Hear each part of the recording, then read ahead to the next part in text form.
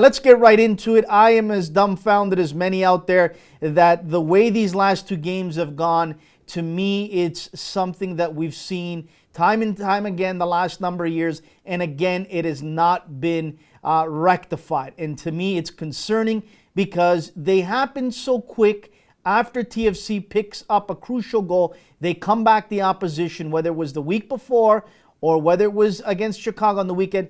They capitalized for that big goal. I mean, this has got to be mentally exhausting for head coach Greg Vanney. Talk about it. Yeah, it's an old adage in football. You're always most vulnerable after you score a goal, and that's been proven true now for a couple weeks in a row for Toronto FC. I mean, it's a trend we've seen before in the past, and really it's a sign of defensive fragility in the team. Offensively, when they move forward and when they have all their designated players clicking, like we saw, there was like a 25-pass build-up before Jovinko scored his goal. It was perfect. It was beautiful. But defensively, teams are running at Toronto's back four like they're not even there. And they're putting in crosses or they're creating chances. They're weaving in and out with little to no resistance. That, to me, is a sign of a lack of confidence. And then on top of everything else, there's a certain lack of discipline as well. I mean, this is the third game in a row now where a player has been suspended after the match, whether it be from a red card straight up or double yellow cards or a post-game like disciplinary committee suspension. So there is a little bit of what I think is a lack of discipline in this team under Greg Vanney now. Now, let's talk about a couple things here. I'm just watching that goal that Bendik gave up that went right through his legs. I thought that's a goal he should have stopped. I've discussed this since the beginning of the season and in the offseason. I'm concerned about this position before we discuss the back line, Armen. And I've said this. I don't understand why they didn't go and try and get a Dan Kennedy or a quality veteran backup or a starter that has a lot of MLS experience. Joe Bendik, God bless him, he's given everything he's got, but to me, he's not making the saves he needs to make like that one. Your thoughts on that? Well, I think they did. I think what happened was they did try to address the goalkeeping position. That's why they drafted Alex Bono, but I think what they're dealing with right now is something they didn't really plan for. Joe Bendik has made a lot of really big saves. He's kept Toronto FC in some of these games, but then there are also the ones, like you mentioned, that could have maybe stepped up and provided more from. So I think it's one of those problems where I don't think they anticipated that they were going to have a goalkeeper question, especially this early in the season.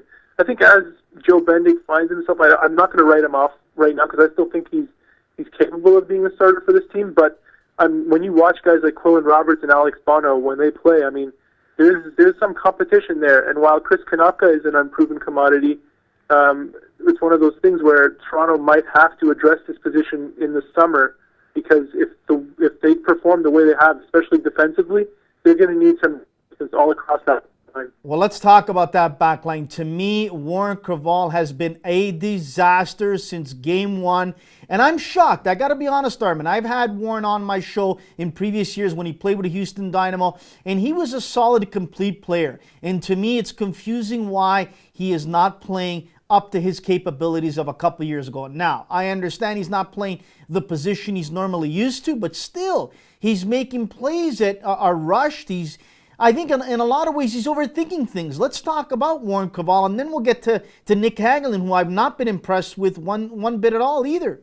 Yeah, there's 1,000 different reasons why players go through these kinds of spells, and Warren Creavalle, to put it bluntly, hasn't been good enough in the first 4 games for Toronto FC. He doesn't look like a right fullback, and I think that's the big issue. Is that sometimes when you put defenders there, they actually have that look of a defender. But Warren Creavalle, to me, looks like a player really out of his position.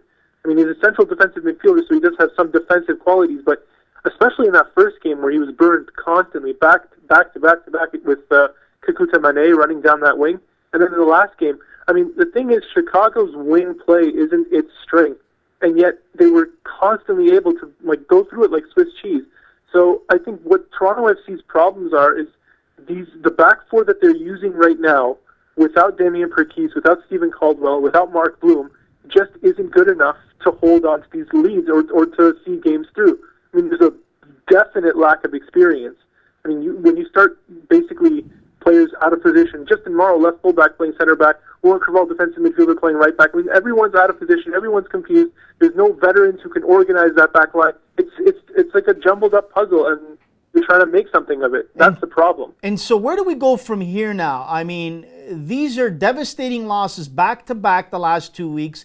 And to me, what's concerning is this, Armen, is that this is starting to get now to the point that if they don't rectify that back end, people are going to start getting on each other, as we saw Giovinco not one bit happy after that loss. Reading some of the reports, he threw his jersey, taking it off in disgust after that loss.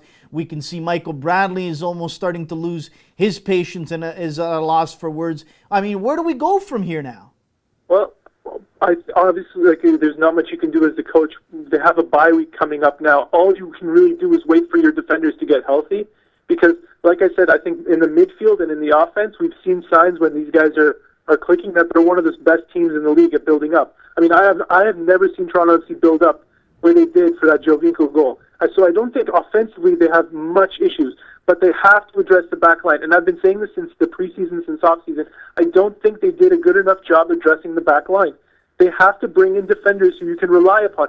Those guys who are between the ages of 26 and 29, who you can constantly rely on. They brought in Damien Perkis, but Stephen Caldwell's turning 35 this year. And so you already should know that that's not going to be a long-term option for you. And so your alternatives are Clement Simonin and Nick Hagelin, who are two rookies, basically. You just don't have that kind of depth. You need the guys like Matt Beasler or Omar Gonzalez or any Matt Hedges, any number of these proven MLS central defenders, and they don't have that.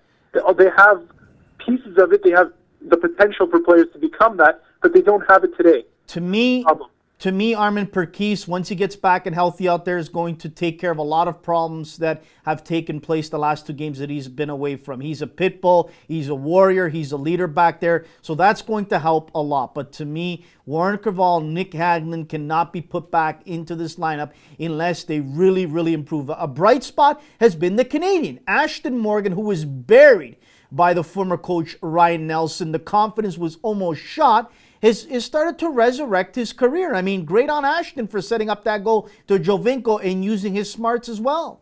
Yeah, Ashton Morgan. Honestly, for me, Ashton Morgan is probably one of our best offensive, wide players.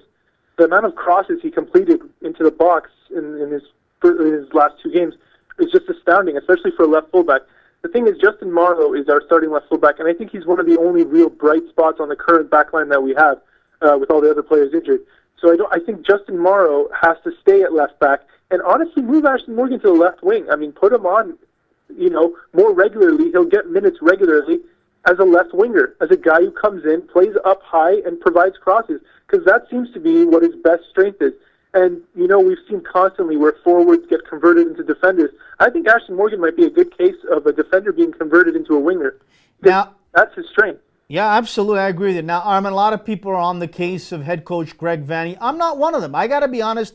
I think he needs to be given more time, and we can't get rid of coach after coach after coach. This one here, I believe we need to see it through. Yes, the pressure is major for him and Tim Bazbachenko to get into the playoffs. They have all the tools at their disposal except for that back line. But give the guys some time. A lot of these guys are playing for the first time together. Altidore, Bradley, Giovinco, Finley, on and on and on. I mean, it takes time to gel. I agree. My only concern is coming off this major road trip, that if they only get one W, I think it's going to be a real uphill battle for them to get into the playoff picture at all. They need to at least try to get a couple wins before they come home. Yeah, I agree with you about Greg Vanney. I don't think it's time for him. I don't think there should be even any talk of him firing, because really the problems he's faced is literally just a lack of options in the back line. I mean, you can only do so much with the pieces you have. The other thing you mentioned is the amount of time these guys need to gel together. That's for sure. But I mean, when we look at precedent, anytime a team has gone on one of these extended road trips to start off the season, it hasn't been good for them. From the year that Sporting Kansas City won, I think they were rebuilding their stadium too. And in their first 10 games, they lost like 8 games, and they drew 1 and only won 1. But in that year, they ended up winning the MLS Cup. So ultimately, it's one of those things where Toronto FC, yeah, they need results, but at the same time, they're going to have these extended home trips where they can almost make up for it. And so that's where the hope is going to be now. I think it's still a little too early to write them off, because it's just been a very strange combination of bad luck, injuries, and these collapses. These are issues that sort themselves out when you have your veterans and your, I guess, your first string players back. So hopefully, at the end of this 7-game road trip, we might actually see 3 or 4 wins. But at this point, they're just going to need these guys back.